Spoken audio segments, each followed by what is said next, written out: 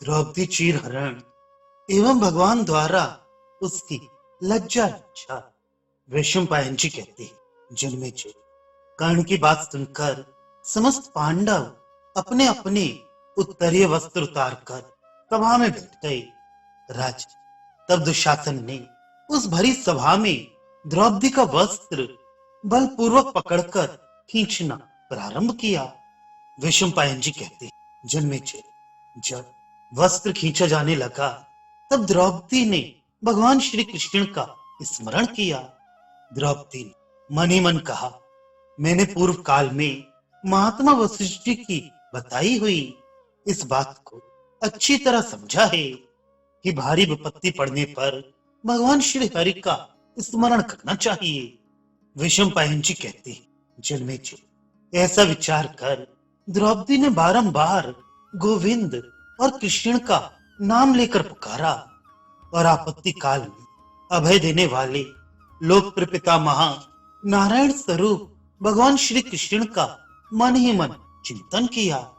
हे गोविंद, हे द्वारकावासी श्री कृष्ण, हे गोपांगनाओं के प्राण वल्लभ केशव, कौरव मेरा अपमान कर रहे हैं, क्या आप नहीं जानते?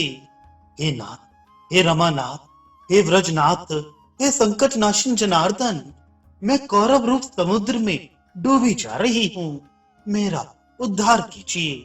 सच्चिदानंद स्वरूप श्री कृष्ण, महायोगिन, विश्वात्मन, विश्वभावन गोविंद, कौरवों के बीच में कष्ट पाती हुई मुझ शरणागत अबला की रक्षा कीजिए। राज इस प्रकार तीनों लोकों के स्वामी श्याम सुंदर श्री कृष्ण का बार बार चिंतन करके माननी द्रौपदी दुखी हो आंचल से मुंह ढककर जोर जोर से रोने लगी। द्रुपद नंदिनी की वह करुण पुकार सुनकर कृपालु श्री कृष्ण गदगद हो गए तथा शैया और आसन छोड़कर दया से द्रवित हो पैदल ही दौड़ पड़े। यज्ञसेन कुमारी कृष्णा अपनी रक्षा के लिए श्री कृष्ण, विष्णु, हरि और नर आदि भगवत नामों को जोर जोर से पुकार रही थी। इसी समय धर्म स्वरूप महात्मा श्री कृष्ण ने अव्यक्त रूप से उसके वस्त्र में प्रवेश करके भांति भांति सुंदर वस्त्रों द्वारा द्रौपदी को आच्छादित कर लिया। जन्मेजय द्रौपदी के वस्त्र खींचे जाते समय उसी तरह के दूसरे दूसरे अनेक वस्त्र प्रकट होने लगे। राज धर्म पालन के प्रभाव से वहां भांति भांति के सैकड़ों रंग बिरंगे वस्त्र प्रकट होते रहे। उस समय वहां बड़ा भयंकर कोलाहल मच गया। जगत में यह अद्भुत दृश्य देखकर सब राजा लोग द्रौपदी की प्रशंसा और दुशासन की निंदा करने लगे। उस समय वहां समस्त राजाओं के बीच हाथ पर हाथ मलते हुए भीमसेन ने क्रोध से भड़कते ओंठों द्वारा भयंकर गर्जना के साथ ये प्रतिज्ञा की। भीमसेन ने कहा, देश देशांतर के निवासी क्षत्रियों, आप लोग मेरी इस बात पर ध्यान दें। ऐसी बात आज से पहले ना तो किसी ने कही होगी और ना दूसरा कोई कहेगा ही। भूमि पालो, ये खोटी बुद्धि वाला दुशासन भरत वंश के लिए कलंक है।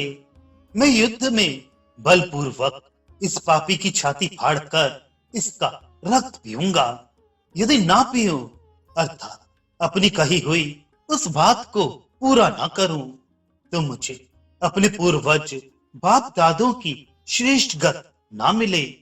वैशंपायन जी कहते हैं, जन्मेजय भीमसेन की ये रोंगटे खड़े कर देने वाली भयंकर बात सुनकर वहां बैठे हुए राजाओं ने धृतराष्ट्र पुत्र दुशासन की निंदा करते हुए भीमसेन की भूर भूर प्रशंसा की।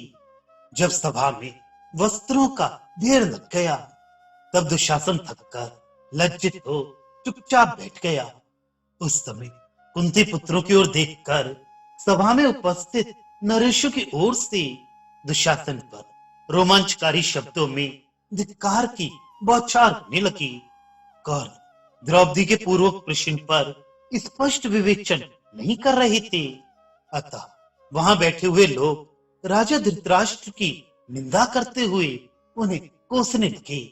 तब संपूर्ण धर्मों की ज्ञाता विदुर जी ने अपनी दोनों भुजाएं ऊपर उठाकर सभासदों को चुप कराया और इस प्रकार कहा।